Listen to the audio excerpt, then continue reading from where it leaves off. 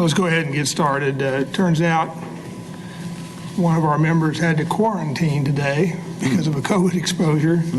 And Marcia Fleming Randall, our newest appointee, is not able to make it because she just got appointed and had a commitment today that she couldn't reschedule. But we have a quorum now, so I call the meeting to order. The first item on the agenda is the approval of the minutes for the September 23 meeting. I have noted a couple of corrections that we need to make. One is Kaylee Bevan, our newest member who's here. His name is spelled B-E-V-A-N, I believe, correct? Not O-N, so we'll need to make that notation change in the minutes on page 1. On the item number 7, discussion in the second paragraph, there was a garbled sentence related to something I said, and I think the second sentence for the record should read, he also believes the scope of the request may not be necessary as he is more concerned with what is currently happening as opposed to 18 to 19 years ago. I think that is the correct interpretation of the garbled sentence. And then last, I think we noted in our prior meeting, but in the running report of recommendations motions on the August 21 entry, it said we made a recommendation for breakdown of legal expenses pertaining to law enforcement personnel, and actually we deferred making a recommendation. And so those are the corrections I noted in the minutes. Are there any other additions or corrections to the minutes? It's not exactly a correction to the minutes, but there was a reference under new business to the final draft of the board's accomplishments. It probably should have been listed under recommendations and motions that it be posted to the website. It hasn't been done yet as of today. Okay, we did make that recommendation, so that should be added to the list of recommendations, and then we'll need to get it posted. With those additions and corrections, is there a motion to approve the minutes? Kaylee? Sure. Can I do that? So moved. Is there a second? All in favor say aye. Aye. Opposed? The minutes are approved as amended. The second item on the agenda is the public agenda. And so I know we have Twyla and Waltu both signed up. So have at it, folks. And you probably ought to speak into a mic just so we can get, because we're recording the meetings. Up there? Up there would be fine, that's fine, yeah. Wherever there's a mic or a...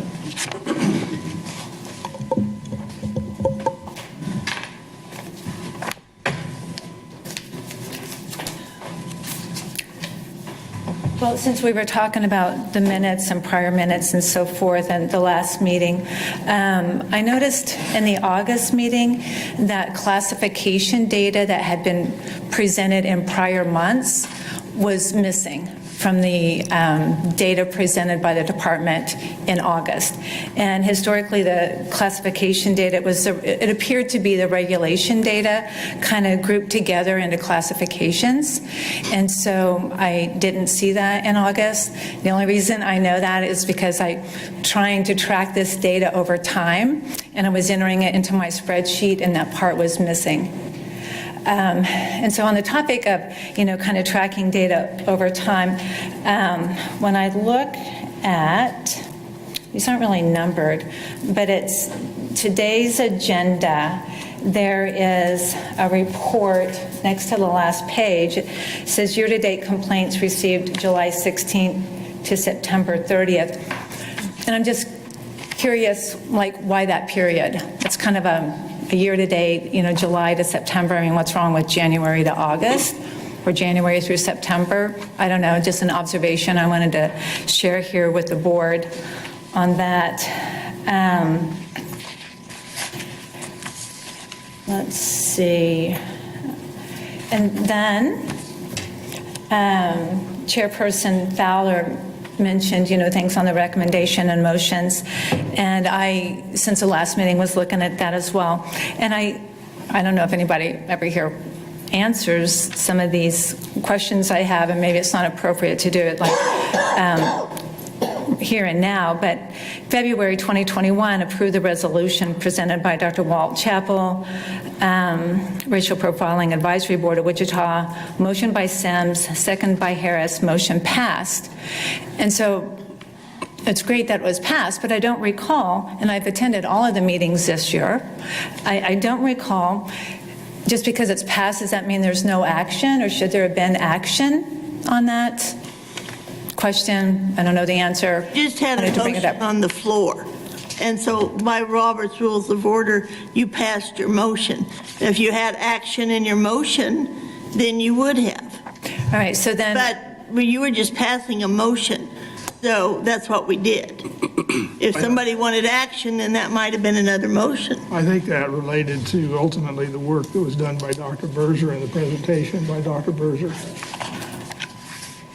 I don't know, that sort of stuff that's not necessarily clear is kind of the reason I'm bringing it up. What good is a motion without action? I don't know. A motion can be anything you're voting on. But you often have to bring the motion to the floor because you have a group of people. No, I understand that. Yeah, so.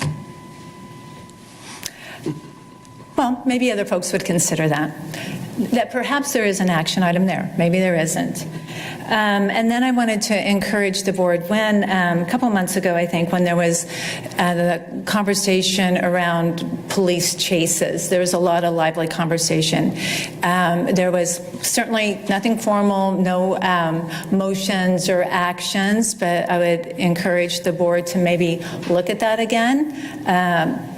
It felt that some people in the room, it seemed that some people in the room felt like there may be areas for improvement, and perhaps this board could do something on that. I know since then I've seen, well, actually it wasn't even a chase. It was somebody driving down Central, an officer with the lights going like a little after 6 p.m., going like a bat out of hell. But anyway, and then I was trying to figure out, in the news, like the following days, like what could it possibly have been? And I didn't see anything. Not that it wasn't legit, but still it was dangerous as heck. It scared the heck out of me. So just asking that you all might reconsider that. I've been trying to get more citizens to come to this meeting here, and one of the barriers is the time. So many working people can't really make it in the afternoon like this. As an executive, I'm able to. And I'm sure this has been the standing time, I don't know, for a long time, and there may not be something that can be done about it. Nobody wants more evening meetings, right? But I just want to bring it up. That's a barrier to some of the people I know that would like to attend. Thanks, everybody, for your time. I'll see you next time. All right. And the board we've set this meeting at 4 o'clock for a long time. We've also set it at other locations, although because of COVID, we ended up here. And at some point, just to make sure more people can be here, even the board members on time, we may want to revisit about a start time. But that calls for a lot of pieces because we have staff and everybody else we have to consider as well. So we might want to think about that. Walt, did you have something you wanted to say?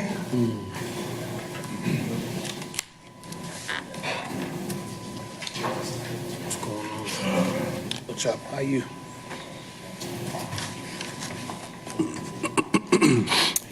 It's a pleasure to be with you folks again. I had the opportunity to be with my daughter last time, and we built a woodshed, of all things. Can you imagine that? Had a lot of fun putting it together in about 4 days and filled it up with dry kiln wood, and it's ready for winter. Which brings me back to why I'm here today. This meeting today, as I see on your agenda, is probably one of the most important meetings that you're going to have. You have an opportunity to deal with two things. One is accountability, and the other is transparency. And it seems to me that under the FOP contract, you have a lot of restrictions on both. You don't really get to see anything as far as accountability until after everybody else has made their decision. And at that point, you can say, well, okay, well, let's look at this thing. Well, you may or may not get much information. You certainly don't hear from the person who filed the complaint. You only hear from the police department and their counsel. In terms of transparency, we've been trying for a long time to get information about the legal expenses the taxpayers of Wichita have been paying. Now it's up to at least $10 million, if not $11 million. That's a lot of money.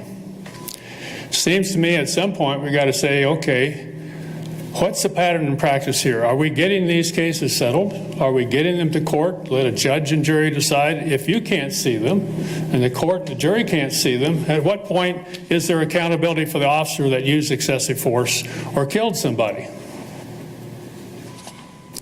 So this meeting today has several motions, several opportunities for you to really come to grips with this. The FOP contract comes due at the end of December. Time's running out. City manager's supposed to be here today. That's good news. Hopefully he'll be here and we can have that conversation. But until we get those two things dealt with, this board, the racial profiling board, any other groups of people around the city who are trying to get answers are stonewalled.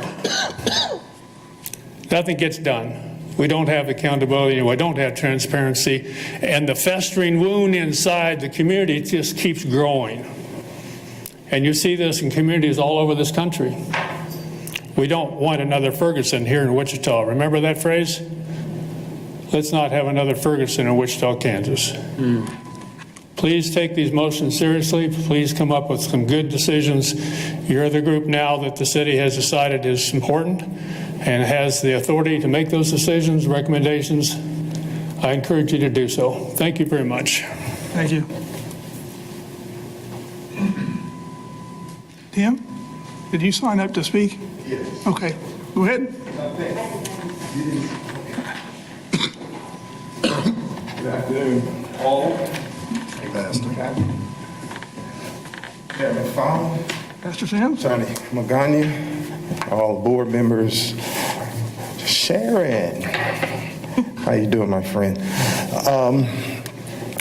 I am here to ask a question, and I notice in the minutes there is the record of recommendations / motions, which captures all of 2021.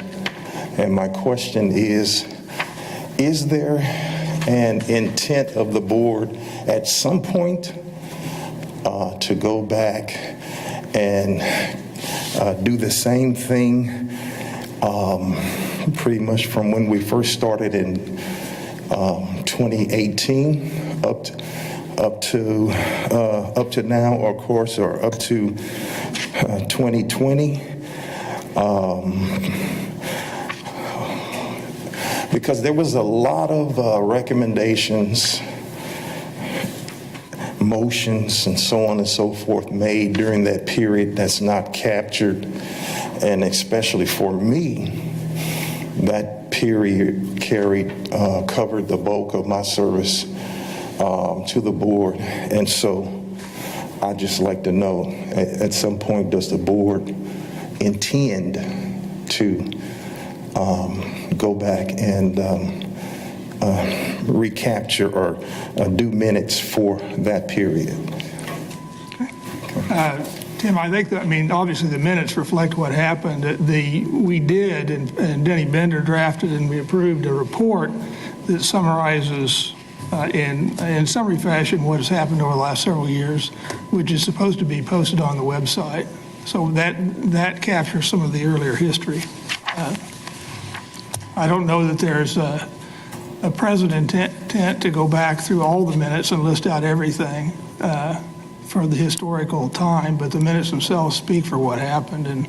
And of course, there is that report which summarizes things, which was the intent, I think, to try to bring attention to what the board had done. Okay, the next item on the city manager. Before we go on, I wanted to go back to Twyla's comment about high-speed chases. And I have to admit that I might have been neglecting this myself, but I think several of us did receive an email from Faith Martin on that topic, and I don't know whether there was ever a response issued to her. I didn't respond. She's writing to again discuss the status of policy changes regarding high-speed pursuits within the city of Wichita. Right. I have, I can't say that on that, I can't say that anybody made a particular response to that one. I know that I routinely acknowledge receipt and identify it, but I don't know that I did not say that we were going to set a specific agenda item at a specific date. But if the board wants to, we can. I mean, what the meeting was an informational gathering meeting about the policy and a general discussion. We don't, if someone wants to formulate a policy recommendation or have further discussion, we absolutely can do that. Right, but we did review the policy. We reviewed the policy actually 2 years ago. Yeah. So we had previously reviewed the policy as well. Okay, I just wanted to enter that. I was neglectful and not responding, but I That's thought. fine. I mean, any board member, in fact, any citizen can ask that we review a policy, and any board member can put it on the agenda, so. And so when the policy is reviewed, what happens? We just review the policy and then we say, Typically what we do is and when we reviewed the high-speed chase the first time, we had a presentation on it and a discussion of various approaches and we can make recommendations. I don't remember making any specific recommendations at the time, but we reviewed it for that purpose. There have been times we've reviewed policies and made suggestions and recommendations. And of course, there is a periodic review of all police department policies. And Captain Nicholson occasionally sends me an email on what's up. And sometimes, not always, but sometimes I then identify to the board a policy you might want to consider. A lot of the policies are purely administrative, and we don't really, in my view, time off policies and things like that, that's not what we need to be dealing with. But substantive policies, yes. I'm just curious to know, because I was thinking about what Dennis said, he was talking about an email that was received. So if we get an email, someone gets an email, what's the follow through? What happens after that? That's I'm learning, so I'm curious to know what we do after that. It's up to, there have been times, for example, when Faith Martin emailed me about the high-speed chase the first time I received it, and because we had some adjustments to the agenda, within a week, we set a discussion on high-speed chases at a board meeting, and we had the meeting, and it was a big crowd, actually. That was last 3 or 4 months ago. And so that's what can happen.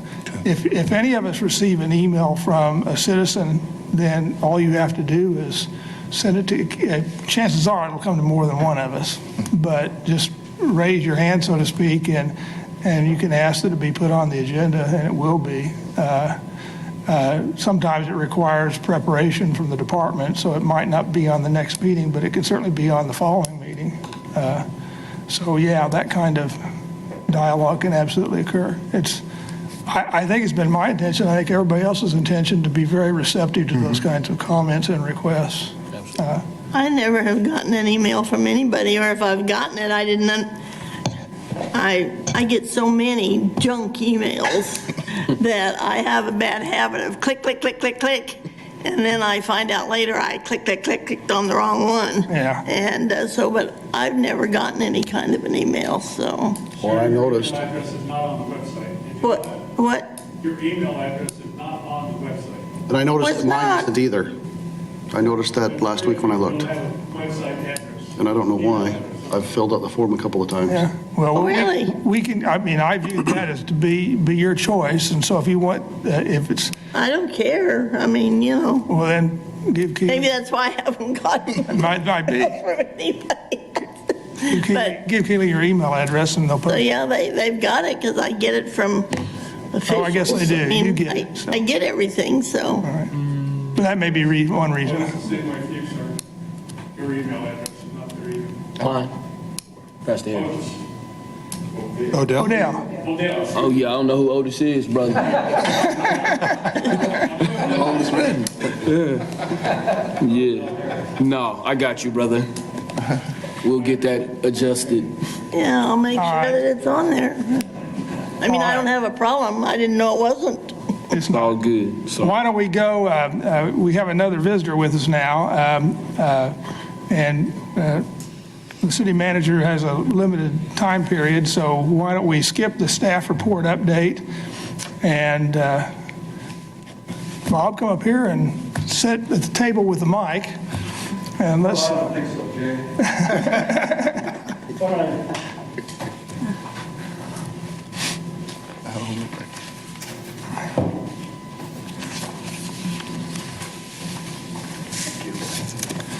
As everyone knows, I believe, we, two meetings ago, considered a discussion paper with regard to police confidentiality issues. And that has been circulated. I think all the members have it, and I think most of the people in the community here have received a copy of it. We discussed at length the items in the discussion paper, and then passed a recommendation related to confidentiality of grievance and arbitration proceedings. We, at the time, did not pass, but held under further consideration a recommendation regarding confidentiality of police discipline matters generally, or more specifically, serious discipline matters. It was never the intent that all discipline be open, but we were trying to grapple with what that meant.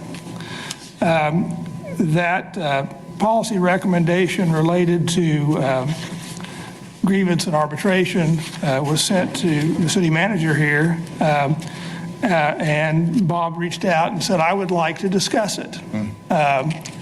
And so we now have an opportunity to discuss it with the city manager and hear his perspective, and he can hear our perspective, and we can engage in that dialogue. Great. Jay, thank you. Members of the board, I appreciate your service, first of all. I know it can be time-consuming, but what you're doing is so important, not just to the city or the department, but also to the community as a whole. So thank you so much for doing that. And I also appreciate the chance to have a little discussion here, and I look at it simply as a discussion. And I think I want to know a little bit more about your position, the reasons behind your recommendation. I will tell you the reason I picked up the phone and called Jay was that I have a concern that if we implement your recommendation, I'm treating police employees in a manner different than any other employees in the city. We have consistently not shared personnel information, publicly on any of our employees. And so I'm creating, if this were to go forward, we'd be creating a two-class system, so to speak. And so that causes me some concern. At the same time, I understand that this board, in its oversight responsibilities, would like more information on certain issues. And I think use of force is one of those, as I understand it. We could probably be here all afternoon talking about seriousness, right, and what that means or doesn't mean. But then the other issue has, so it was excessive force and some type of misconduct. And so what we share publicly and what we share with this board can be different, right? And so in serving in your capacity, just because we don't make a record public doesn't mean that we can't have a serious discussion with this board regarding the offenses that are important to you. So I throw all of that out, so maybe as a precursor for our discussion and what it is that you would like to achieve, what your intent was as you moved forward, and is there another way to get the oversight without me creating this separate set of rules for police employees. So with that, I'd love to listen. So that's what where I am right now on that. I would say that there is a difference between transparency and oversight. Transparency, and there's one thing, transparency to the board, and there's another transparency to the community, and the community may, in certain contexts, feel a need for greater transparency. I know they do. And so those are two separate kinds of issues. The other thing that I would raise for consideration is that our police officers are different than your average city employee. They carry a commission. They carry an extra level of authority and responsibility, I think. And so I would not be afraid for a discipline proceeding or a grievance proceeding or an arbitration proceeding involving a police officer's use of force, for example, to have a different status than a grievance or arbitration proceeding involving someone with the water department or the parks department over some other kind of violation. I think that is fairly characterized as a different kind of action. And so that would be my response to that point. One thing, Jay, you and I talked about this before, and maybe this helps us narrow the discussion. When it comes to grievances, a majority of the grievances are very similar to other departments. They're on the interpretation of our labor policies, of our collective bargaining agreements, of our personnel policies, and they don't have to do. They really don't have anything to do with what you would call serious misconduct or use of force. So if we can agree that those grievances would not be public, and that our employees, our police employees, would be on the same ground as all other employees in those matters, that would help me at least in terms of narrow the discussion a little bit. So, thoughts?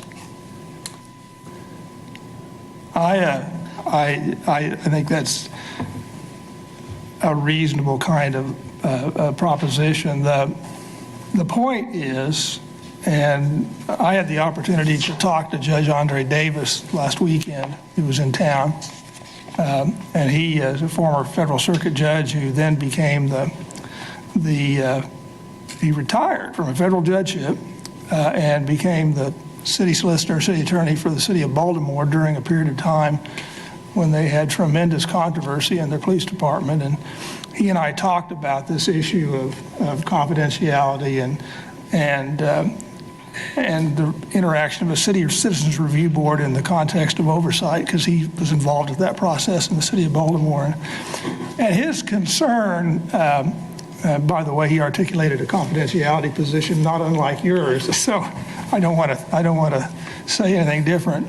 But his concern was that they had situations where they had arbitrations and grievances where discipline decisions were being overturned in a way that an officer who had misconduct would get reinstated or whatever despite a decision to terminate or something like that. We don't have that situation here, really. I mean, based on my knowledge, we don't. We don't have a situation where there's a lot of trial boards, for example, which they don't use here, where police discipline gets second-guessed, really. But the community doesn't really know that. The community, I think, is in a position of understanding this is all secret, and so when it's secret, I mean, to be blunt, some people are suspicious. And so my thought process is if you open that up a little bit, you may reinforce the community's confidence in the process. And as to your point of segregating out what I would call more routine grievances about how long an officer has to work under the contract and overtime and benefits and all that kind of, this board has never suggested any interest in that kind of subject, I think. Have we? the language is broad enough that it would include that at this point in terms of grievances. Right. Yeah. We are just advising you, so. Yeah. No, I appreciate that. Yeah, thank you. So, Well, I think that this whole discussion has come about, I mean,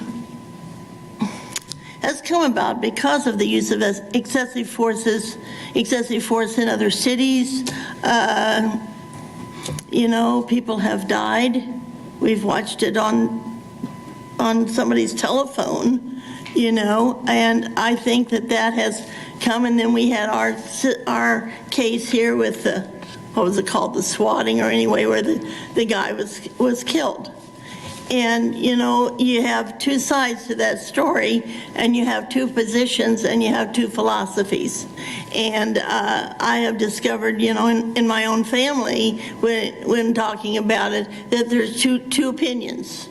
And so no matter what you do, you're not going to please everybody. There's always going to be somebody out there that goes, well, that was a stupid decision. I mean, that's just life. But I think that's why it's come about. And I personally am in a quandary over it, because I believe strongly in transparency in government. But at the same time, I do not want to see police officers crucified before the end, before they're guilty. And I don't want to see people in front of their homes carrying ugly signs and things like that, because there's a group out there that think they're guilty and have already decided, and they don't even have all the information. They just have a name, and they have the news, and they have somebody's little telephone that took a picture, you know, and a picture doesn't always tell the whole story either. And so I have a problem with that. And that's basically what we're saying, is we want some transparency in these cases. We want to know who, we want to know all the ins and outs, and then you, of course, come to the legality of it. And I can personally tell you that I have a son that was the subject of some excessive use of force, not like death, but I mean, it was excessive use of force and the whole thing, and we went to court, and I had an interesting, I learned that you can have 3 people at the scene, 3 police officers, and they can each tell a different story. And you can listen to each one of them, and they all sound good. And you know your son's story. So what I'm saying is that I've even had my own personal event on this. So I'm kind of the one that kind of said, let's wait on this, because I just want to make sure that we do it right and we don't end up, because I believe that our police officers are under a lot of stress every day in their job. I also believe that none of us want to live without law and police. Now, maybe some of you do, and if so, we can tell them and they won't come to your neighborhood, and we'll see how that works for you. But, you know, I feel like they're under stress, and they make mistakes on the job, and some of them make big mistakes.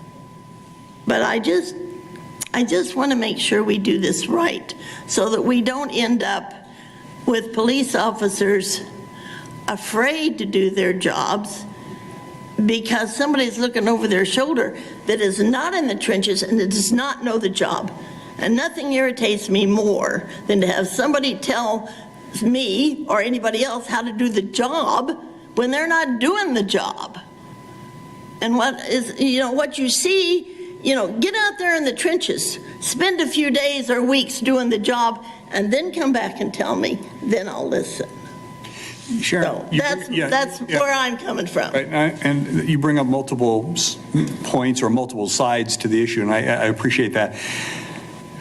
You know, we disbanded the old Citizen Review Board or City Managers Review Board because there was, I think there were concerns by some people in this room regarding its objectivity and whether or not it truly would be a voice for the citizens, right? And so this group, as it was formatted, was to become a trusted source to say, we're looking at what's going on in the police department. We're zeroing in on what we believe are serious concerns or the issues that should be looked at, or what we're hearing from the community. And so I recognize that the city manager standing up and simply defending the department, or the chief doing that, doesn't carry a lot of weight with folks if you don't have an objective third party that's reviewing. And so what I was trying to do is balance the employee rights and the right to privacy in personnel matters with the having a trusted source that gets more information, goes further in its review and discussion of issues. So if you said, we as a board don't believe we're getting the right kind of information to be able to judge appropriately on use of force cases or whatever, then I'd say, let's talk about that and let's figure out what this board needs, because I'm relying on you for recommendations and the public's relying on you for recommendations and input. So that's how we got to where we are today. Now, I know you're asking me to consider a different model, and I'm saying that this model I felt checked the boxes, in terms of what our residents wanted, and also in providing some basic employee rights. And I recognize there's probably 15 sides to this issue, not just one or two. I mean, I think our discussion paper noted is that when we pull cases for review, the police department has now, as a result of this process, produced a list of the cases, and officer identities are not known, but there's a list and a description of what happened and what the result was, and then we pull those cases for review that we want to. And I think I've told you this, I know I've told others, typically they involve use of force. Sometimes there are other things, but we focus more on use of force just because that's clearly a hot button issue. And with the development of the Axon video cameras, we get typically enough information on an individual case. And there have been a few instances where our board has asked the chief or some other officer to come back, a presenter to come back and provide more information because we were concerned. But we have not been dissatisfied with our ability to look at what happened and kind of decide whether it was right or wrong. We've been generally okay with that. The point of this recommendation, and I'm not saying we shouldn't get more information because I think more information is always helpful, but the point of the recommendation here was to say, okay, there are certain situations after the police department has made its recommendation where an officer did engage in excessive force, perhaps made that finding and suspended the officer, that the community might want to know about it as a transparency kind of understanding of what's going on. Or if there is a arbitration or grievance because the chief suspended or terminated an officer because of a serious violation of policy that affected police-citizen interaction, the community might want to know about that. Because if it was overturned or just period? Well, I think generally it's actually better for the department if both situations. If you suspended or terminated an officer because of a use of force violation and the officer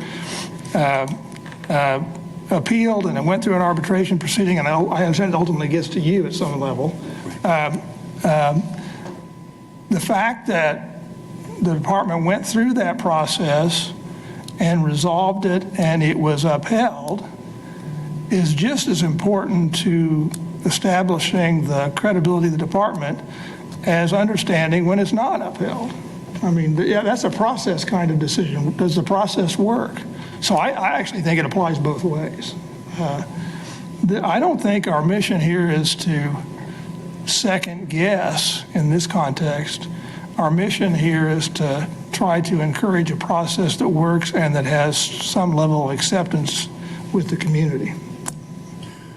In fairness, you are created to second guess at times, though, right? I mean, you're bringing a citizen perspective to a matter that's being considered by police and city administration. So if you didn't second guess, then you wouldn't be doing the oversight, right? Well, right. Second guesses means you're, I understand what you're yeah, saying. 90%, 95%, maybe close to 100% of the time, we look at a case and say, yeah, that's right. Yeah.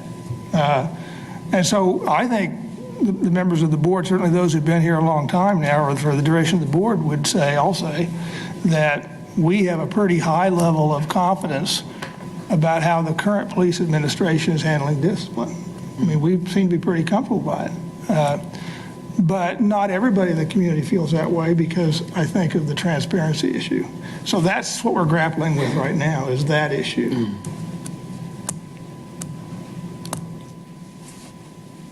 I think Jay's point is well taken, that we feel our role is to convey as best we can the confidence we have in the review process and convey that to the average citizen in our community. We do have access to information and facts that the citizenry may not in our executive sessions, but anything that strengthens our credibility in the community, I think, benefits both the city and the police department, because there is confidence that there is oversight, there is some form of accountability being exerted in the review process.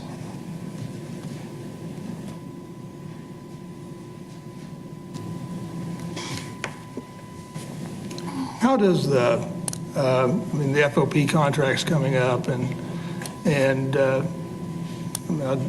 certainly don't want you to negotiate the FOP contract in public necessarily, but what is the city's current position with regard to any confidentiality issues involving officers who were disciplined with suspensions or terminations? Well, I think it's reflected in my comments to you, right? And that is that there's a basic set of guidelines or rules regarding privacy for our employees and discipline actions. However, we recognize that because of this body and because of the work the police department does, that we do have an additional level of scrutiny, public scrutiny in police matters. I mean, and so that's our position, right? It recognizes the existence of this body.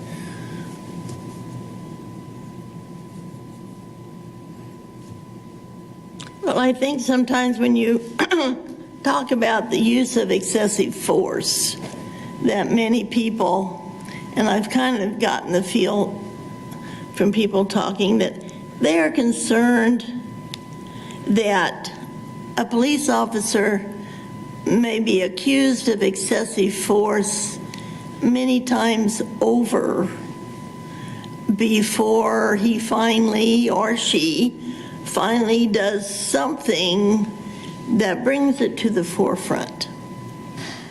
And I think that people are after the transparency and more information because they want to make sure that, I don't want to say bad apples, but people that perhaps really weren't meant to be police are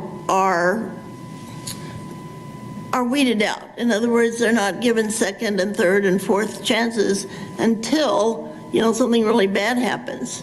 And I think there's a difference sometimes when something happens and somebody says, that's not like them at all. They've been a wonderful policeman until now, as opposed to the guy that the people that work with him say, well, I'm not surprised.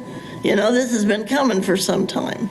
And so I think that sometimes that's the concern, is that the police or any organization, but the police have covered up or have let things slide.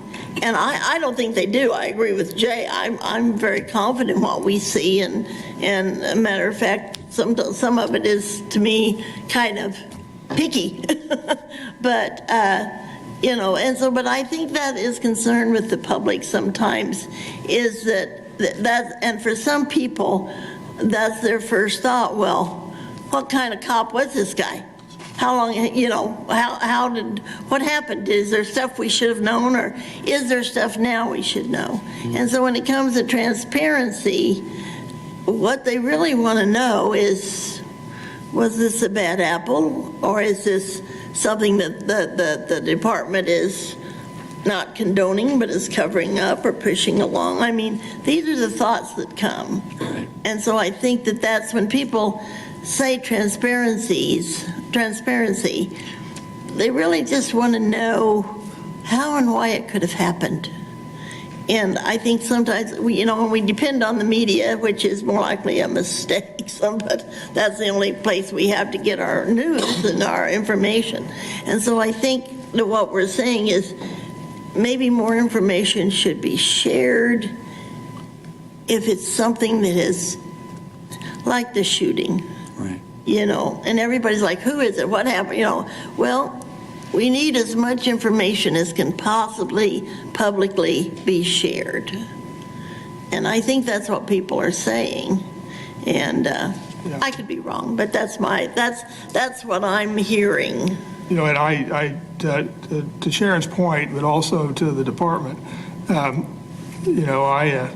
the department now is getting out in front of some of these things. I mean, I don't know how many times I've seen Captain Nicholson on TV giving a press briefing describing in great detail how a shooting went down. I mean, those, and that's in real time. I mean, right after the event. And so that's really, you're already providing some level of transparency at the beginning of the process. Now, that's not in the context of a discipline at all, but it's information that ultimately gets involved in the discipline process, I suppose. I'm interested first, the key point to me is that police officers are public officers. And their status is different than other employees. And that means their accountability can be different as well. And at some level, the community needs to get insight into some things that are happening with those officers and with discipline. The point that I grappled with when it was identified in this paper is there are a whole bunch of things that don't impact an officer's ability to be a good police officer. And I don't see any reason why they should be public and treated differently. But there are some things that do impact, and that's where judgment needs to be made as to what level it rises to. And then there needs to be an ability at some level for people to understand what's going on. I'll tell you the case listings we get that identify, I don't have one here now, but yeah, here it is, that identify the cases and the discipline is a good opening statement. I mean, it provides a lot of information without individual identification. But I do think it needs to be, the board did think we need to do a little bit more, and that's why you got this recommendation. We've had a lot of discussion in this community over the last 2 years on improving openness regarding our police matters and being more transparent and having more accountability.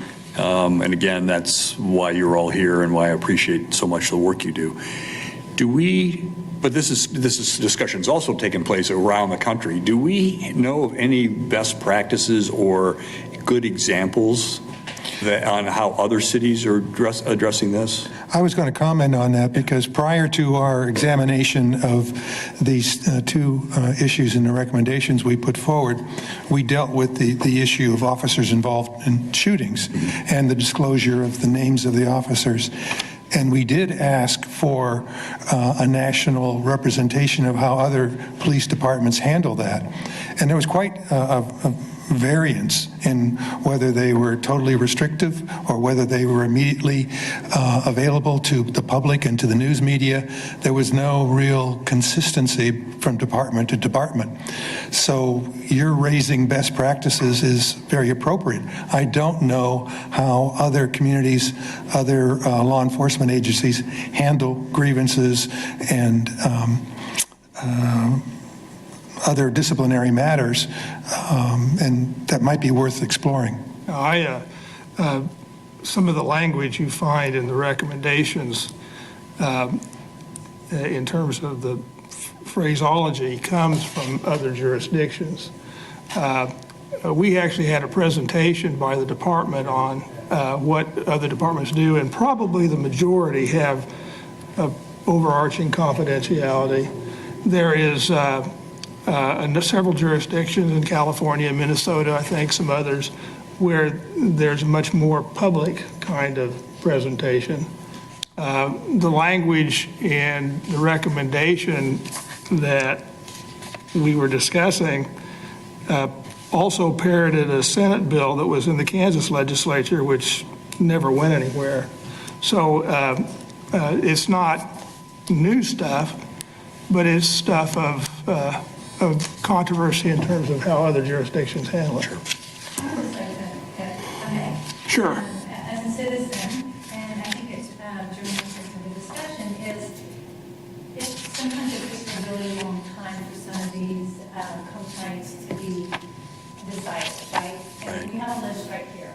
And so there's unnecessary force dating back to August of 2020, 2 different entries, 2 officers each.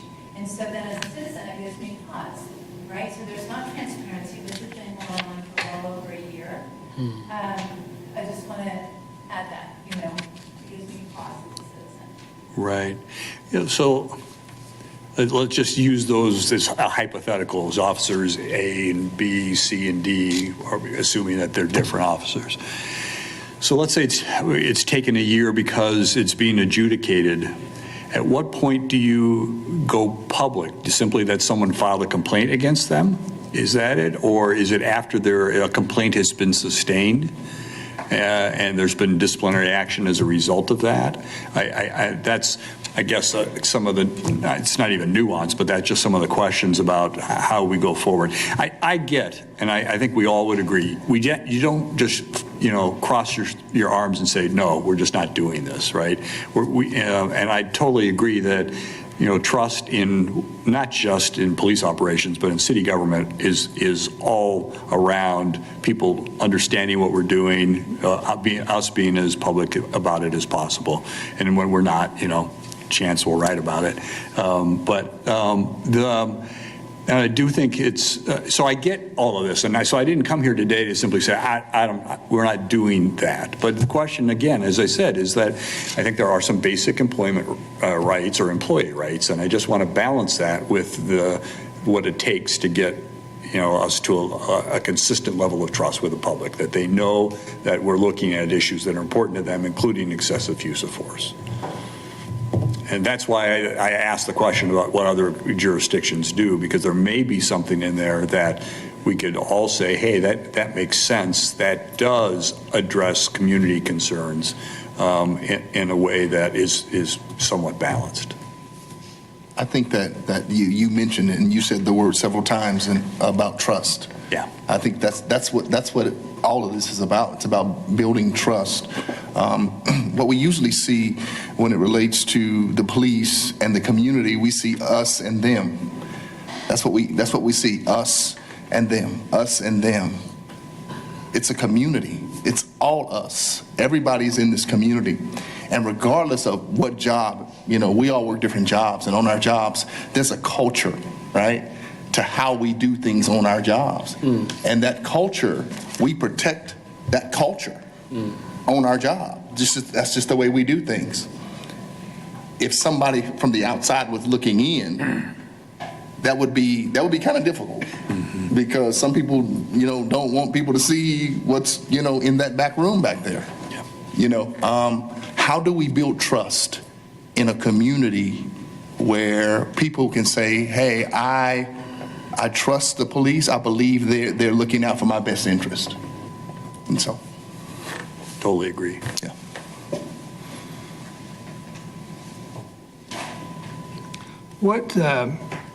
We've made a recommendation. You've talked to us about it. You've indicated that there may be some ways to draw some lines and accommodate interests and all that. What would you like to do in terms of a next step if you were going to formally respond and say, okay, we've got your first recommendation. We understand the second point, which you're discussing. Here's how we might want to approach to this problem to accommodate those concerns. What do you think the city might be able to do? Well, today was about listening. I wanted to come in here and better understand the reasons for the recommendations.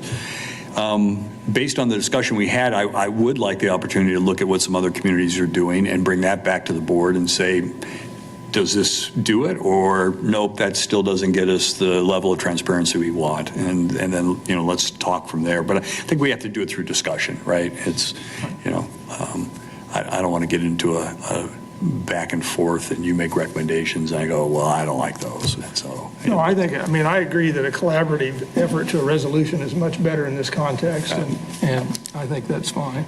Well, and I think we ought to have people, we've got citizens in the room. I think we do need, to hear from police,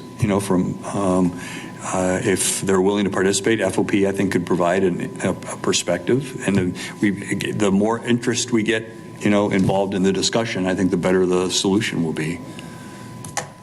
One thing I think that, I don't know the exact numbers, but I talked to the chief about numbers a month or so ago, and you really don't have many arbitrations or grievances over police discipline matter. I think the number is actually very small. Yeah, I would agree. So it's we're in a little different situation than Judge Davis when he was telling me about Baltimore, where they had a whole lot of them. So we don't want people to think we're in that situation at all. Well, why don't, any other members of the community, if we have, the city manager has to leave in a few minutes, so if you just, quick question, I'd be happy to let you ask a few questions. For those who haven't met me, Vincent Hancock, with a professional background in information technology, specifically business and mass communication. For those of us in business who remember the 1969 book, The Peter Principle, I want to remind you that there's a variation of that called the Peter Parker Principle. And it's been given to us by Uncle Ben. With great power, there must also come great responsibility. Wichita Police Department has a policy 906, use of force. Full disclosure, I am a part-time employee of the city of Wichita. I am not required to play by policy 906 use of force because I work for Park and Recreation Department, not Police Department. We already have a two-class system. We have specific A, B, and C disciplinary levels that are for Police Department employees that do not apply to any other employee of the city of Wichita for very specific reasons. I, as a Parks and Rec employee, do not have the authority to arrest someone. I do not have the authority to carry a weapon while I'm at my job. It's already a two-class system. So I think that makes a big difference. You had a question of what and when to report. I shared this with the board several months ago. In my personal opinion, do we report specifically an allegation without any 14th Amendment rights? No, absolutely not. I think the officer should have to go through a hearing and be found guilty of whatever the allegation was, and then what to report. In my opinion, if it had less than a half day's worth of discipline or a day off, maybe we say that's a small fry type of thing. But to me, as a citizen, if someone receives a disciplinary level that they had to spend 3 days off of the job, that was something that was probably serious. And with the A and the B and the C levels, you get your first opportunity is coaching and mentoring, and your separate opportunity is something a little bit more than that. So I think we already have a lot of things in our police policy that show we have different levels of discipline that are being used and opportunities to say if it's purely someone, if there are 20 complaints against an officer and whatever the judging process is, that officer is found not guilty 20 times, I'm of the opinion that shouldn't be public information because people looked at that and said, there's just a lot of people complaining about this officer. But if he's found guilty and if it's a disciplinary action that lasted longer than 3 days, I think that's something that should be made public. Any other board members have questions or comments for the city manager? Yes, I have a question. yes, Kaylee. Maybe this has already been discussed, but would there be any type of statute of limitations if that disciplinary record was made public, or would that eventually fall off of the record? So, No, the city manager, I will tell you that, just so you know, our rule is we don't get to review a case until after it's been adjudicated by the city, and then we have a one-year period to do that review.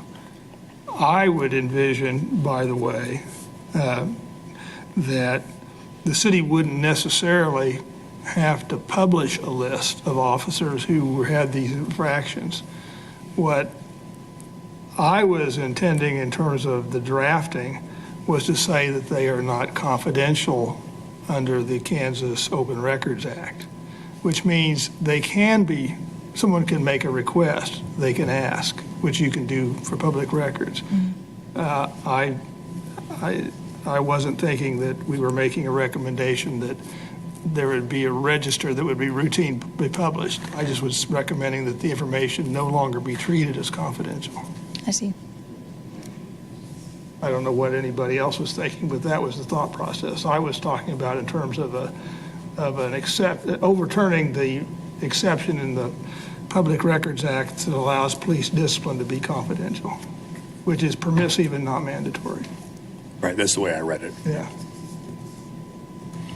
Would the city manager care to respond to the point that Vincent raised about there already being two classifications of personnel in terms of employees of the city? It's actually multiple classes, and we have represented employees and we have a non-represented. They all have certain quirks in the way that we go about the disciplinary process. The commonality is that we don't share the results of that disciplinary action with anyone. So Vincent would have the same protection as anyone else in that regard. Thank you. Yep. Walt, you got 2 minutes. Bob, it's good to see you. Good to see you, Walt. Oh, really? I'm coming to the mic because we're not able to be heard on anything that is said in recordings. As you know, Manager, there are actually two standards of excellence right now. For a citizen, you or I, if we're arrested, if we have a traffic accident, if we have a traffic violation, if we have a parking ticket, it's known the next day. It's public record. If we book somebody into jail, they are known immediately. It's reported on the news. It'll be in the Wichita Eagle. There were 265 complaints against officers, external complaints last year alone. Only 4 were sustained by the police department. So if we're waiting for somebody to say, well, you did something wrong, we're going to have to wait a long damn time. It isn't happening. So there's already a double standard. If the officer does something repeatedly, we have some officers with 20, 30, 24, 25 complaints against them, a lot of them having to do with excessive force. They're not only still on the force, but they're getting promoted. Now, with the Me Too movement, women have been able to say, wait a minute, this has been going on for years. I don't want to be harassed anymore. My sexuality is my life. That's me. I don't want to be molested by my employees or employers. Same thing happens to the public. We're at a point where we're saying enough. Why does this have this double standard where the police are able to get by with stuff all the time? They cover it up in their reports. They lie on the stand sometimes in the court cases, and yet we as citizens never have a chance to say anything. Now, in terms of citizens, this board right now has been meeting for 3.5 years. To my knowledge, they've never had one appeal. There's never been one person come to an executive session who was actually the victim of the excessive force. So this board only gets one side of the story. There's never any point for the person who is accused, if you will, who had the excessive force used against them, or a family member or somebody who is deceased, to come forward and say, wait a minute, why is this happening? Why you just listen to one side? So this is an important conversation you're having today, and hopefully in the contract you're going to have with the FOP, this gets changed. You need accountability and you need transparency, and right now you have neither. Thank you. I can stay a couple more minutes if there's... Hey, does somebody else have it? Well, the lady behind you first. We just have a few minutes, so.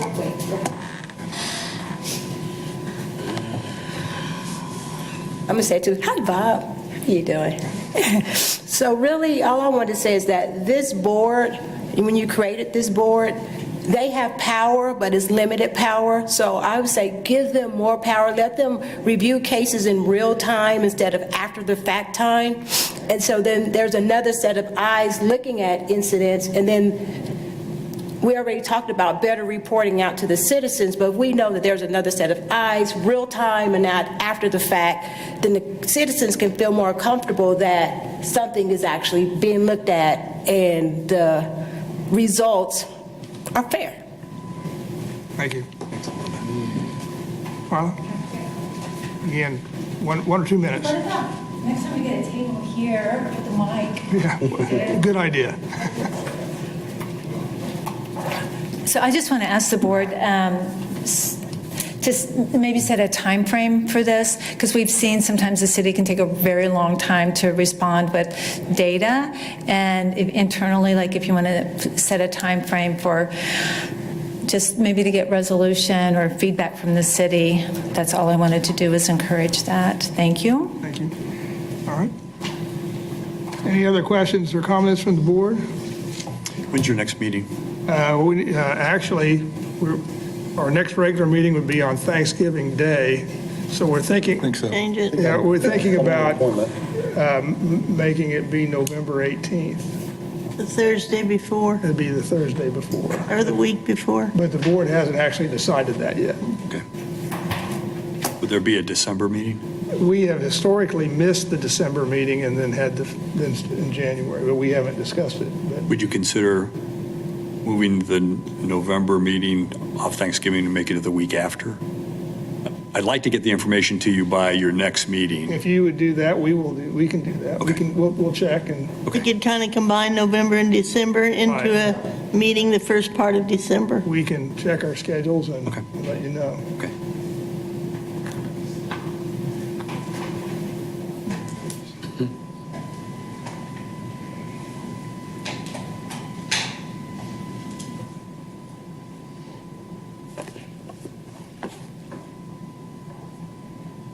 All right.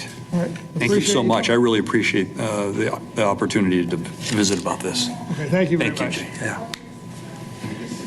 All right, the next item on the agenda will be the staff report update. Captain?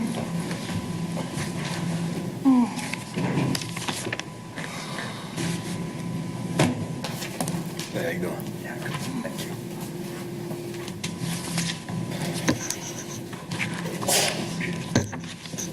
I'm going to talk about the closed complaints from September 1st through September 30th. We had 11 external complaints and 19 internal complaints, and you can see the breakdown on that. And for, as it's broke down by bureau, it looks like we had South had 11 complaints.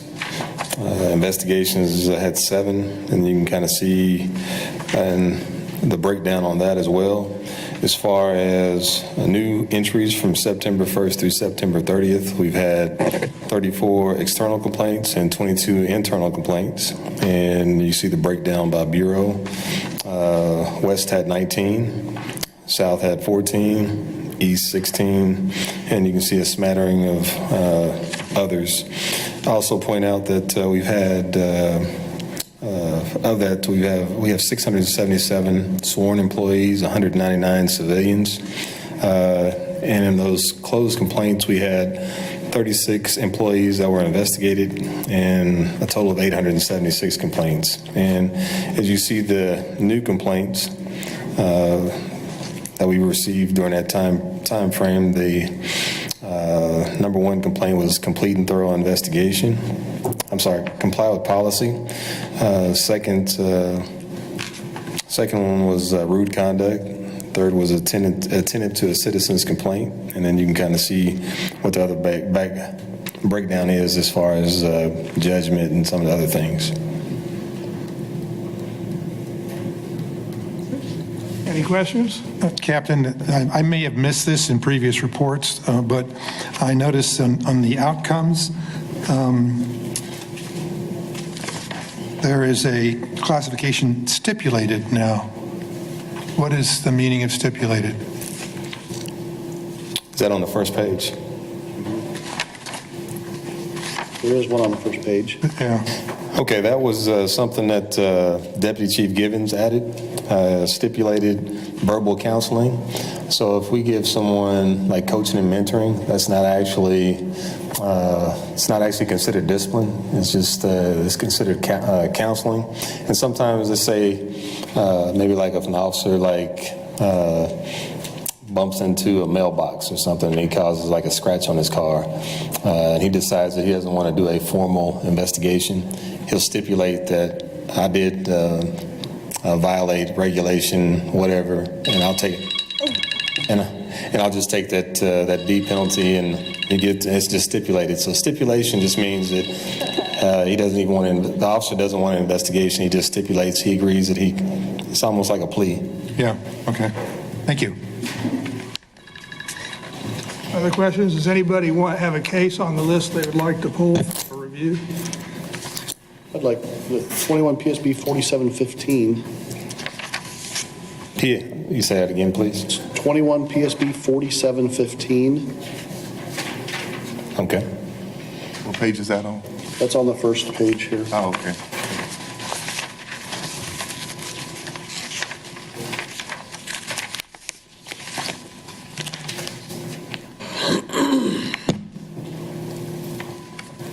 There's some, what's the name? What about these case? There's some, I know you didn't talk about this, but the ongoing and closed complaints from previous months. Can we ask for more information about those?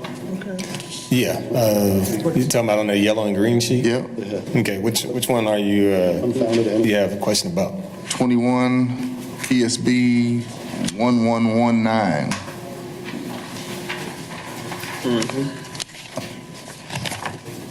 I see that it was sustained, but there was another one I had a question about, but I see it's ongoing, so I'll wait on that one. Well, actually, 1119 is one that can be for review. It can be for review? Uh-huh. Okay. If you look at that sheet that has synopsis, those are the ones that can be reviewed. Okay. Well, I want that reviewed. Any other questions? Yeah, I see. I have a question. I'm sorry, that was, conduct unbecoming. Yes. What does that mean, as opposed to rude, or as opposed to, I don't know, something else, but anyway. I would give an example, like say for instance, a citizen was to call an officer and he asked, said, hey, this happened, can you come out and help me? And let's say maybe the officer just said, well, that's your problem. Handle it yourself. That would be rude. Conduct unbecoming would be maybe a situation that the officer's conduct was not what we'd consider that of an officer, whether it was their conduct maybe on or off duty. So just that could be a whole, there's really no set guideline what that is. It's just you know what it is when it happens. So it's really just conduct. But sometimes Got drunk and danced on the table, that might be unbecoming? correct. Okay, thank you. Anyone else have any other cases for review? All right, thank you. I'd like to request 21 PSB 4897. It's not a serious one, it's rude conduct, but it was sustained, and I'd like to know how the department assesses rude conduct. All right. Okay. 48 what? 4897. 97, So we have 21 PSB 4715 from Mr. Kitchen, 21 PSB 1119 from Mr. Harris, and 21 PSB 4897 from Mr. Bender. Is that correct? That is correct. All right. We good to go? All right. The next item on the agenda is executive session. Now, Dr. Chappell has submitted a proposed motion that we have talked about before. We can take it up during new business, or we can take it up now, but I I don't want to spend a whole lot of time on it because we've got these other items to do. What's the board's pleasure? Do you want to take it up under new business, or do you want to take it up now? Or do you want to take it up? New business, What? new business. New business. Fine with me. All right. New business it'll be, so we're going to move to executive session. We'll have to excuse everybody. How long will these cases take, Captain? How long you guys need? What? 30 minutes. 30 minutes? Yeah. I don't know if it's in the deck or not. All right. Oh, it was submitted by a citizen. Cheat sheet, good. Wow. The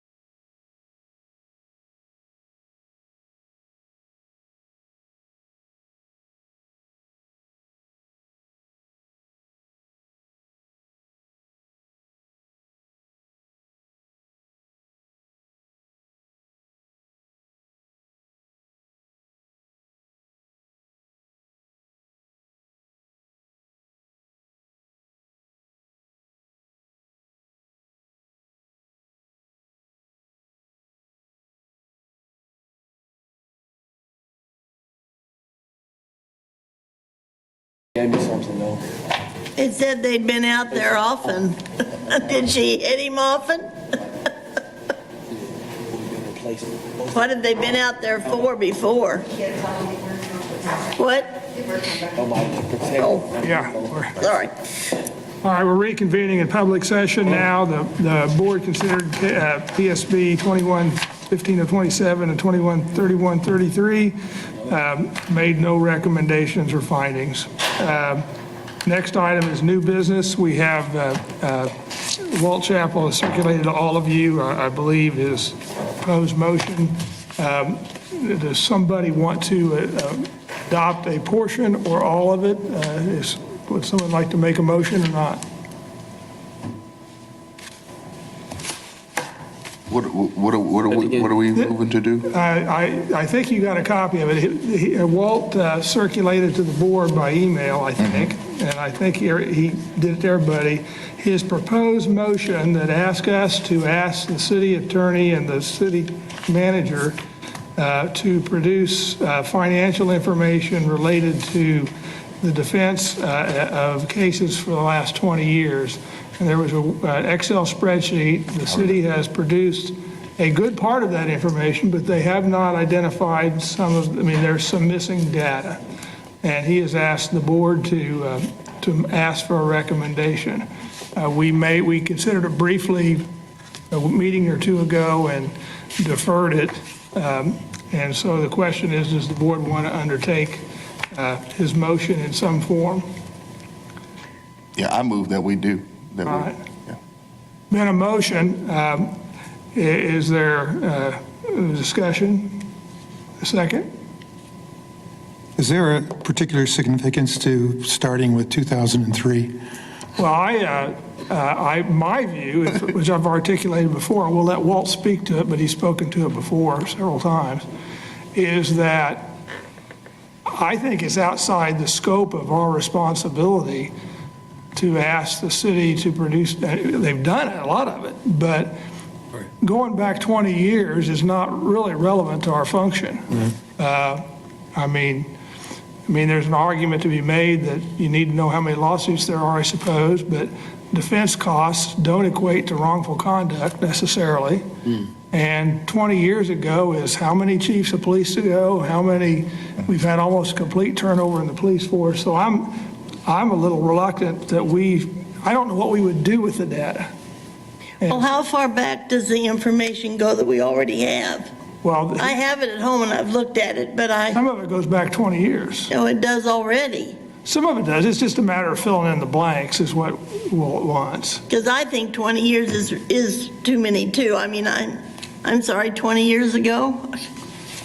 Walt, you've spoken to this several times, but if you'll take just a minute or two and explain why this board needs the specific information you think we ought to ask the city to provide you. Thank you for that offer, Mr. Fowler. I appreciate it. This is looking at pattern and practice. What your board is about is to look at what the pattern and practice of various officers are. Are they using excessive force repeatedly or just occasionally? What is the way in which professional standards handles complaints? Do they actually do a serious investigation or not? In this case, these are cases that have been brought to civil court. It takes a tremendous amount of effort on the part of a litigant to become the plaintiff and say, okay, can I find an attorney who will take this case? First thing is they got to find an attorney. In many cases, that isn't going to happen because the attorney never gets a dime until there's either the settlement or a judgment. So it's very risky. There's only about 53 cases on that list since 2003, and almost every single one of them have been completed and filled out, all the columns with information, until we get to 2015. Now that's kind of critical because that's when you have Acarius Randolph shot and killed in front of 19 of his family members. You have the Andrew Finch case.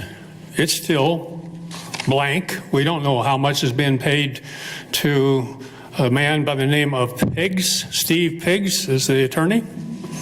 Out of Topeka, Kansas, he charges at least $175 an hour, if not more. Plus, he gets to charge for all of his legal assistance. We don't know how much the city is putting in, but we do know that it doesn't come out of the hide of the accused, the defendant, the PDE officer. It doesn't come out of FOP. They don't pay a dime. It's the taxpayers of the city of Wichita. So you represent the citizens. It's called a Citizens Review Board.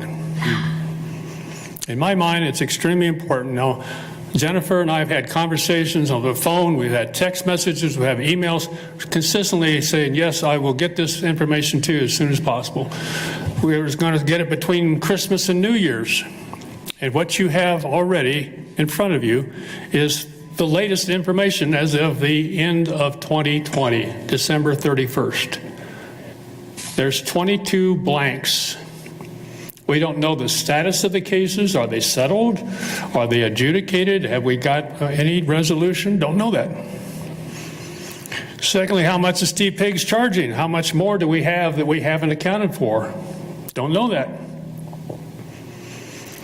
So this is again back to accountability and transparency. And it seems to me that it's a simple thing. When the city says they'll do something, Dante Martin has said yes, Jennifer McGann has said yes, city manager said yes. We still don't have the information. So I hope that, I'm not trying to put Jennifer on the spot, I'm just trying to say, please, would you please do this, complete it, get it done, so we don't drag this out anymore. We don't know if there's any more cases that have been added, but the time that frame that we asked for is as of July 2021. Now, why is that important? That's the end of the fiscal year. Let's at least bring it up to date, complete it, share it with you, share it with the Racial Profiling Advisory Board, anybody else that's interested. As the public, we're looking for a public accountability of taxpayer money to defend officers in court. If that's not what this board is about, I don't know what is. I'm just hoping that you will go ahead and say, yes, let's get it done, and let's go for it. Thank you. Can I ask you a question? Okay, so you get this information, and that's what you want to look at. Has there been a pattern over the years of the city of there being that many cases? Not just that many, ma'am. The real issue is, why do they get drug out so long? Why is it there's no resolution, like in the case of Vicarious Randolph? That goes back to 2015. Well, it's still not resolved. But some of that's the courts. No, it's the city many times just filing one motion after another to delay. In the case of Vicarious Randolph, not only did it not go through summary judgment and get dismissed, they then appealed it to the appeals court. The appeals court said, well, there's a problem with this case, you need to adjudicate it. They appealed even that to the Supreme Court of Kansas. And now the Supreme Court said, look, please take care of this case. This family has a reason to be in court. Let a judge and jury decide. Now, if you'll never let this group, your board, or a judge and jury look at it, at what point do you have any accountability? These officers can still be on the force. They can still be beating people up. In the case of some of these, you'll see their name 2 or 3 times. Why are those people still on the force? It never gets resolved. They're never held accountable. They're still on the street. And we have, I think, as a result, a need to be able to say, look, folks, time's up. Let's get the information out there. Let's have some sunshine shine on this and see where we stand. Legally, Walt, can you do that? What I'm hearing and what my experience tells me is that legally they can do all this stuff forever and ever. It happens every day in kinds of cases. All you have to do is look at the news. Some of these people are finally coming to court 10 years after they did the crime. I understand. So here's the option. And there's nothing we can do to stop that. We can do this. Changing the court system. No, here's what the policy is. Under the previous city attorney, Gary Rubensdorf, it was always deny, deny, deny. Deny any opportunity to say there was racial profiling, deny any chances of being accused of having excessive force, deny. String it out, motion after motion. I know that because I've seen these cases come forward.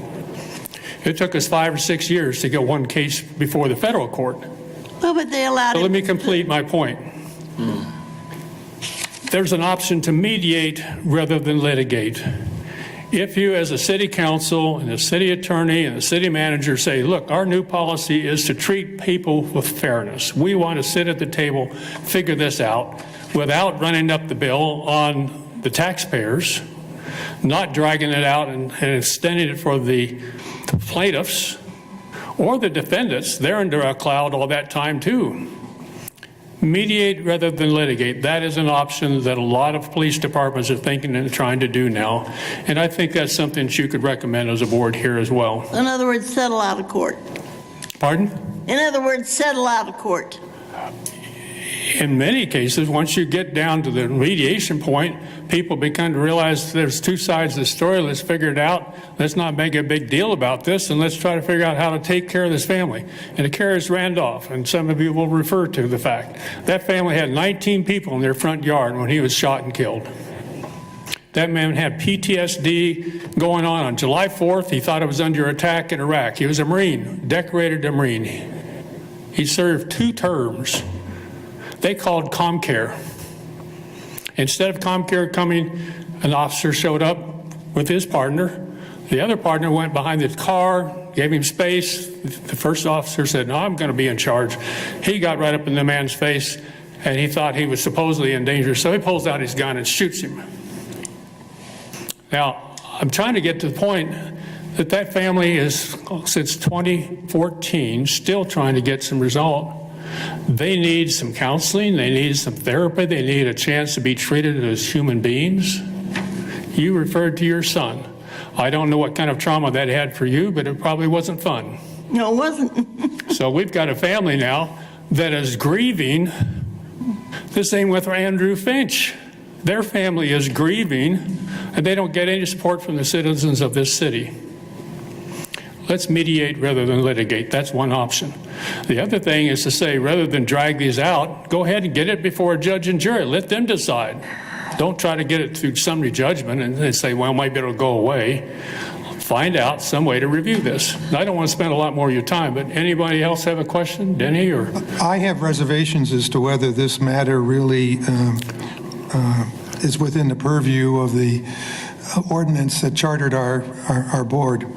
But I do have a concern that a citizen has requested information from the city and has received a response, but it was only partial. Jennifer, can you respond to why information was omitted from what he was provided? Yes. Can you take a mic, please? So it's, quote, on the record, as you would say.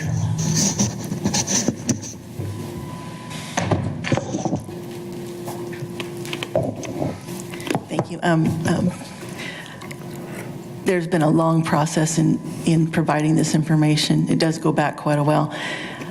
These documents are not necessarily documents that exist.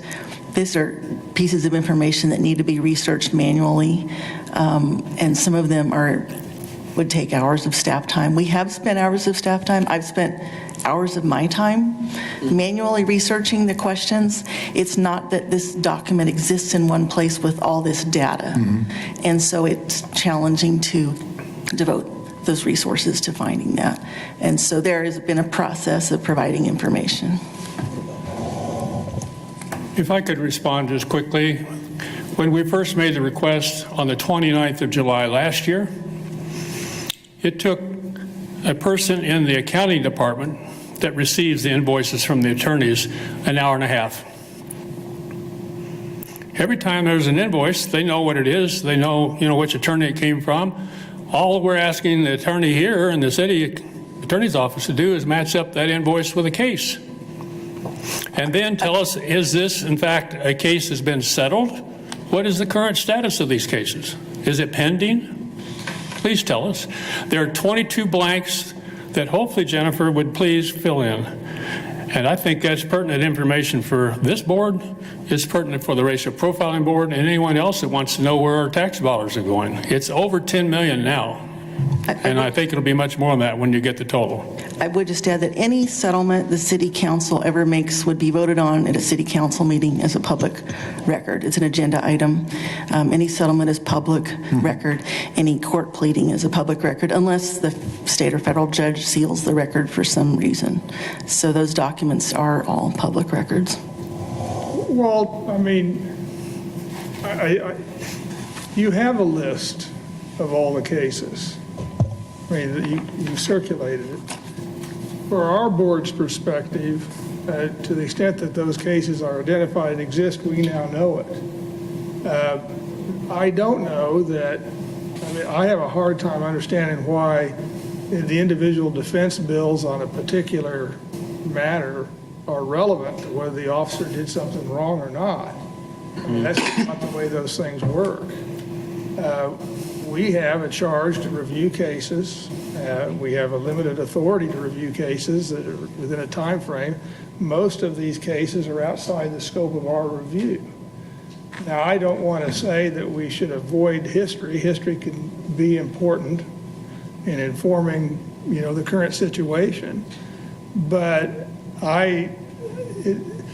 it seems to me we know how many cases there are. We know the case number. We know the allegations generally. Most of them are years old, some of them 10, 20 years old. Okay.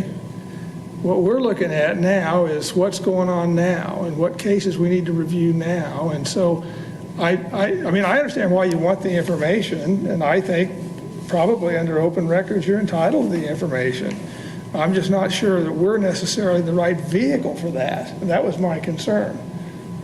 You're asking us to make a request, fine, okay, but it's we have the information we need, and so that's my discomfort or my uncertainty about the motion. Okay.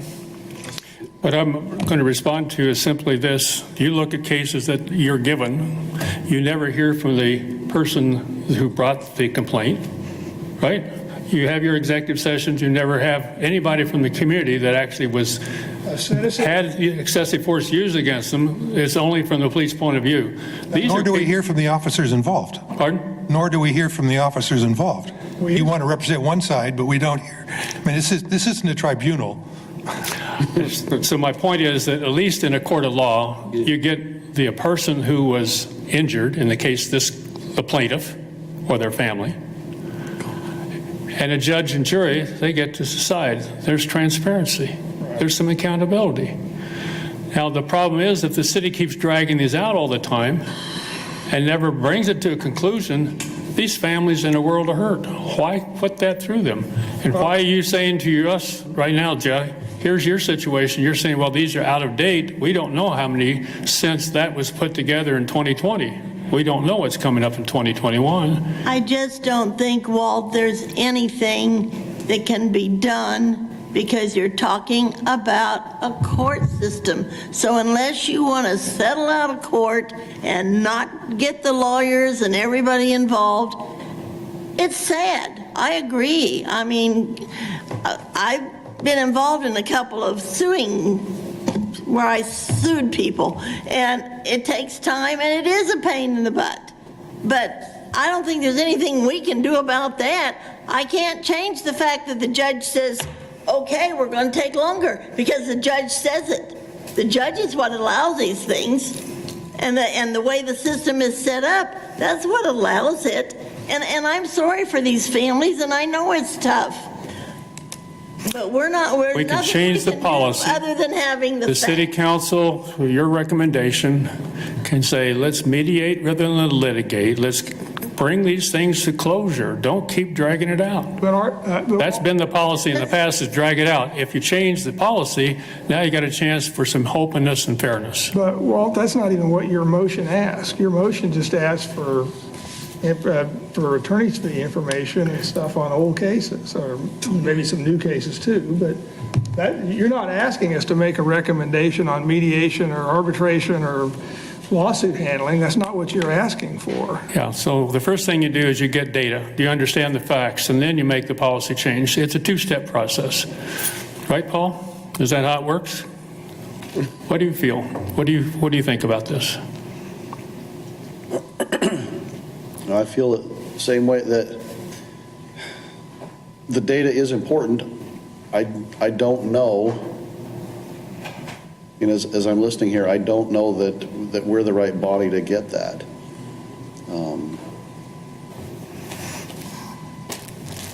I don't know. I just don't think there's any way other than, and as for settling out of court, again, that comes down to the plaintiff. That comes down to the person doing it. They say, oh yeah, we'll settle out of court, or we want to go to trial. So how easy is it to say, if these have been settled and then the city council has to have it on their record, how easy is it, say for me as a regular citizen, to search and find that? Those would be public record on the city's website under old agenda items, or you could make an open records request for existing documents. It's in the minutes of the council meetings on the website. So if I were to go on the website and look on there, is it a searchable thing, or do I have to read the minutes for every meeting? I think it's searchable. I'd have to ask the clerk. I've not tried it from the outside, but that would be findable. So like me as a private citizen, if I was willing to spend the time, I could fill most of those out myself if the city council has already voted on it. Yes. Just from that. Or you could make a records request. Make a records request. For records related to however you want to define it. Specific case. Mm-hmm. What is the city trying to hide, Jennifer? Why you delay this? What is it that you don't want the public to know? Well, I mean, it's not productive. I mean, JC has promised repeatedly since January, since October of last year. It's been a year now. Why is this going on for so long? Well, when you say that it's in different places, Pardon? Jennifer, what do you mean? You don't have the cases and everything on a file, even in the file manually? There's one document that exists that asks, these are questions to be asked, not all if it is a record that exists. It would take research to find some of these questions. They're old cases, they were before years ago. I thought the question was you just want to know if what the amount is? What's the amount? What's the current status? Who's being paid? We don't have the names, the name of the attorney. Surely she knows who's defending the police officers. The accountants already know how much is being paid out. They pay it out every month. Please match it up to a case. You want to know what they're paying the attorneys? Absolutely. How much are they paying Steve Piggs to defend officers? Well, whatever he charges them. Well, we don't know that as a public, do we? What, you think they're We're bribing the ones him? paying the bill. You think they're bribing him or they're paying him more? They get paid by the hour. So if you drag out a case, you get to pay them thousands, 200,000, 300,000. I think Steve Piggs, isn't it, Jennifer, probably in the $2 to $3 million now. Is that correct? I'm not able to respond to that without looking at records. I'm not able to answer that. So you want to know what they're paying the attorney? And that is a record that can be a request that can be made under an open records request. Okay. And we made requests. They were told through Dante Martin and the city manager that they would be glad to provide the information. For some reason, it still isn't available to us a year and a half later. Well, and that's I'm just wondering why this board wouldn't say, okay, what's the deal? That's what I'm asking Jennifer is. Can we go back to them and ask How hard it again? I mean, There's a difference between requesting a document that exists and asking for research. I get it. I can't hear what you said. There's a difference between requesting an existing document and asking for research. Has there been a second to the motion? What was the motion? I missed it. What was the motion? Sorry, I didn't. Motion was to approve Walt Chappell's legal defense motion, which is to request that the city manager provide the board by November 19th with a full accounting of each legal expense paid by the taxpayers to defend one or more Wichita Police Department officers in an Excel format for a time period between 2003 and July 2021 with 15 specified items of information. and that the city attorney and the chief of police present these facts at the next scheduled review board meeting. Paraphrase, that's the motion. Is there a second? All right. Motion fails for lack of a second. Is there any other new business?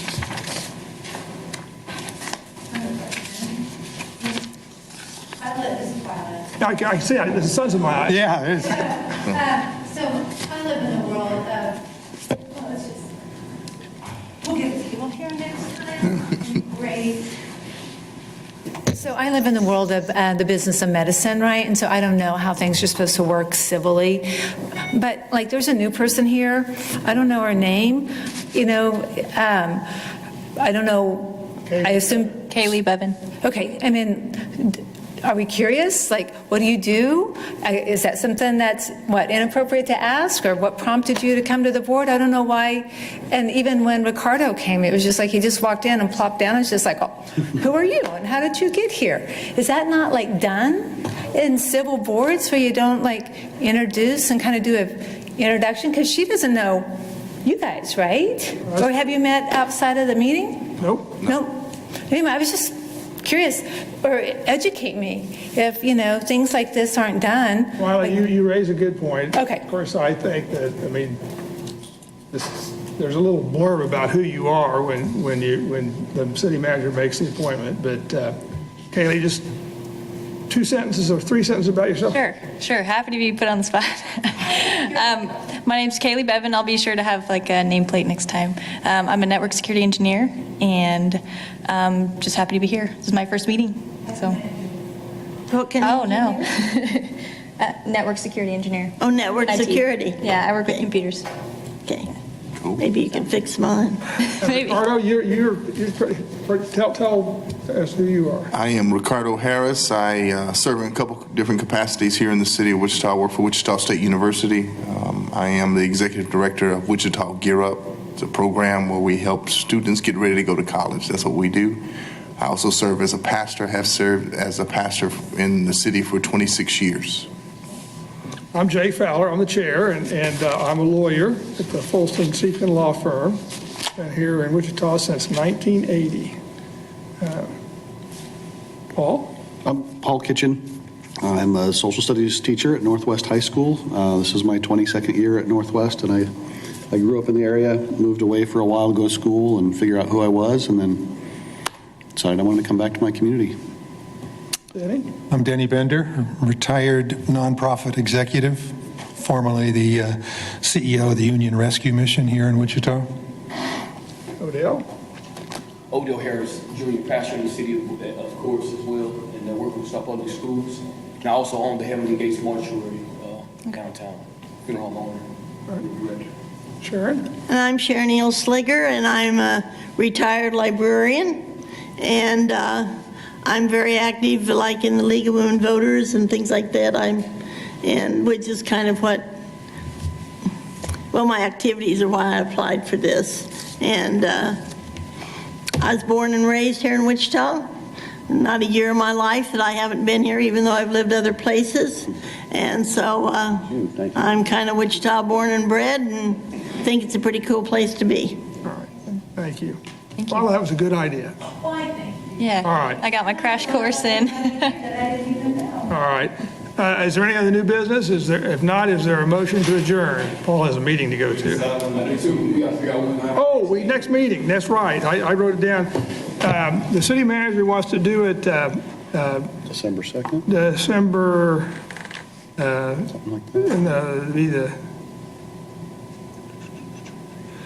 is everybody available on December 2? No.